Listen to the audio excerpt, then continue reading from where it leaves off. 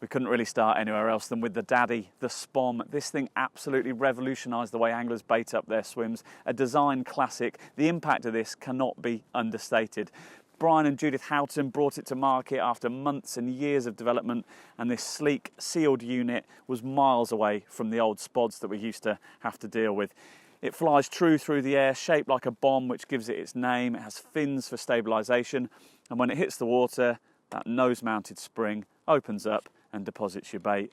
Also on the retrieve, in its open state, it skips across the water. It doesn't dive down and create resistance like old SPODs used to.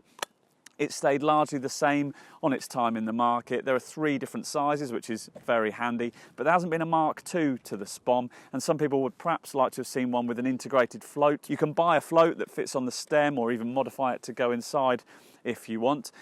Speaking of modifications, some anglers have even used this by squidging a little bit of boilie or damp pellet inside the fins so that it opens intentionally in mid-air and scatters the bait across the swim. That will fool seagulls and potentially fool wary carp as well.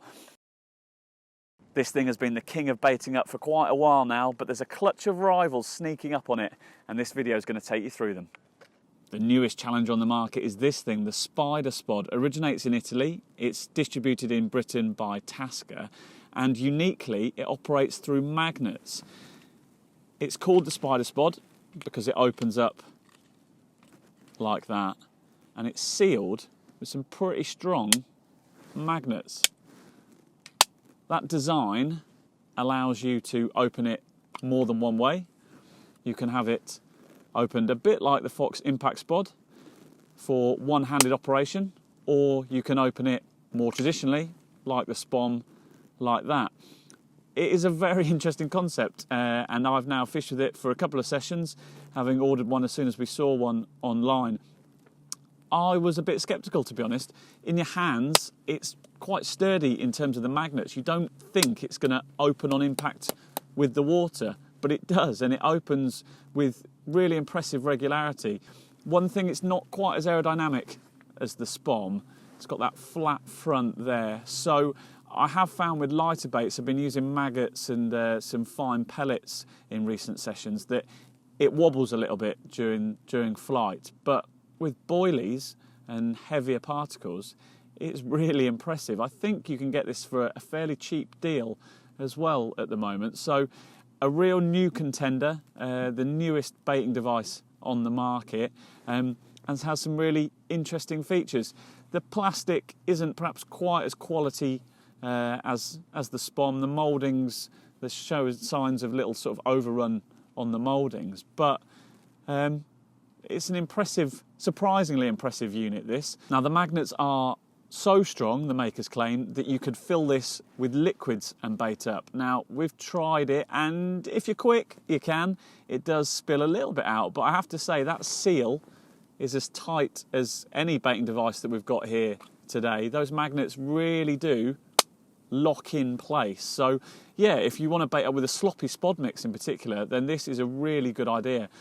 It does really contain everything that's inside there. So overall, this is the surprise package today.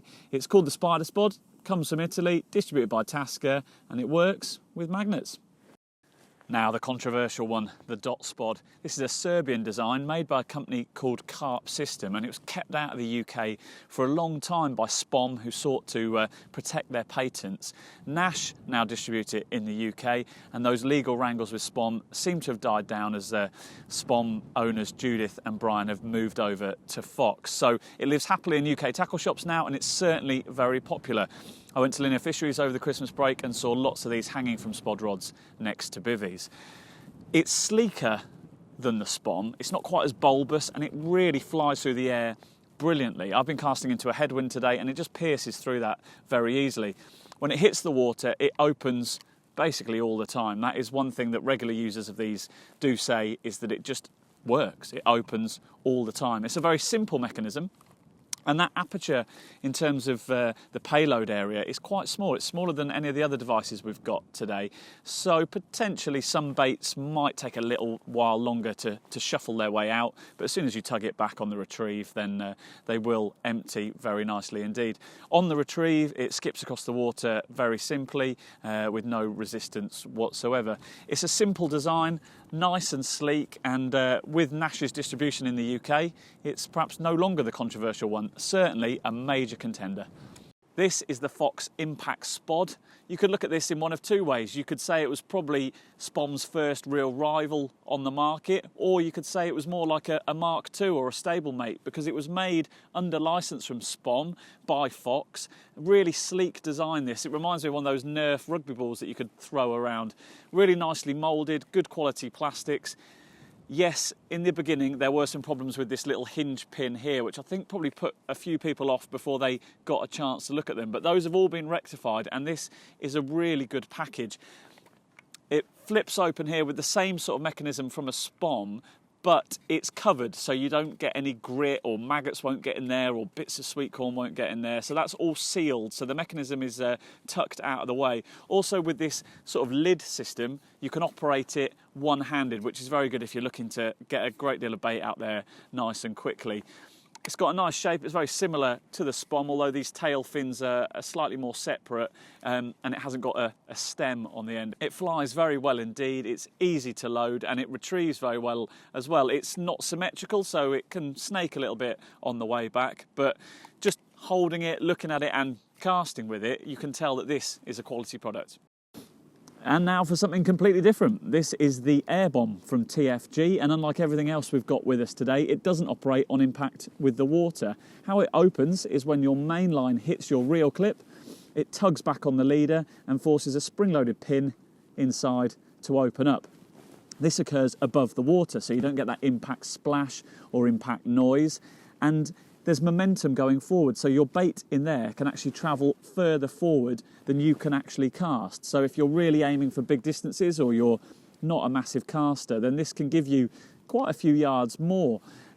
It also means that there's no noise that seagulls can be attracted to, and it presents bait differently. It scatters your bait out, so it's a completely different proposition to most of the other bait rockets we've got with us today.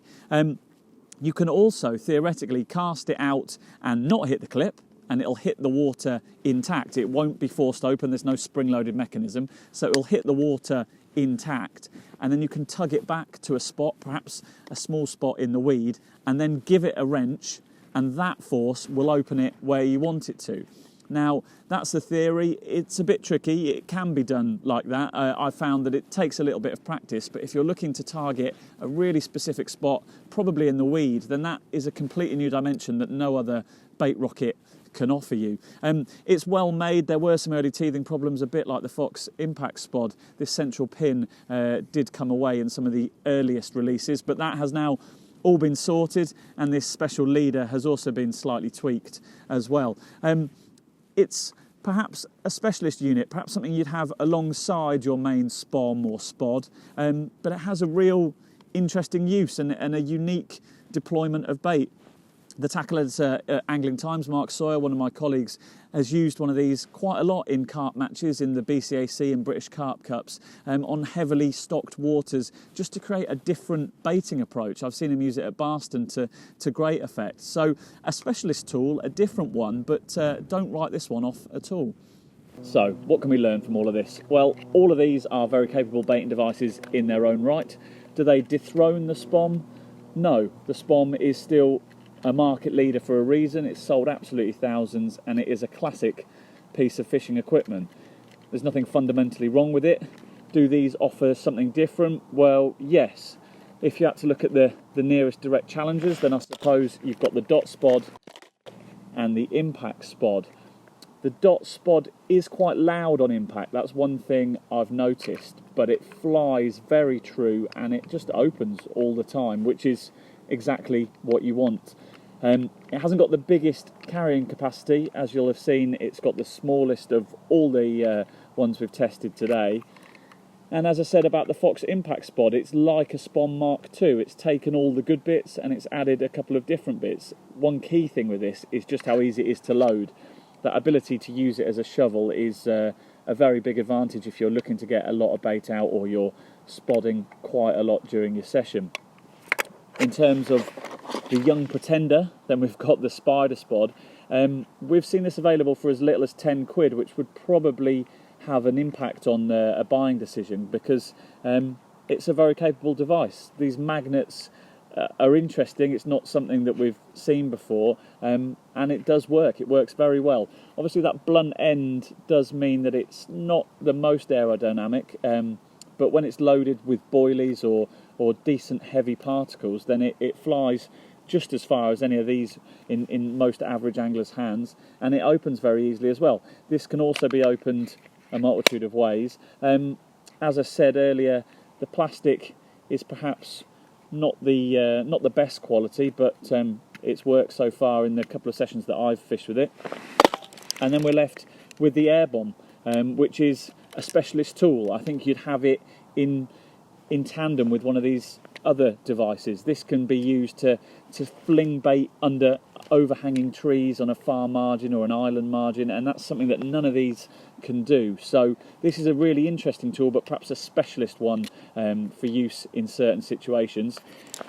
We hope you enjoyed this video. There's a more detailed write-up at carpfeed.com.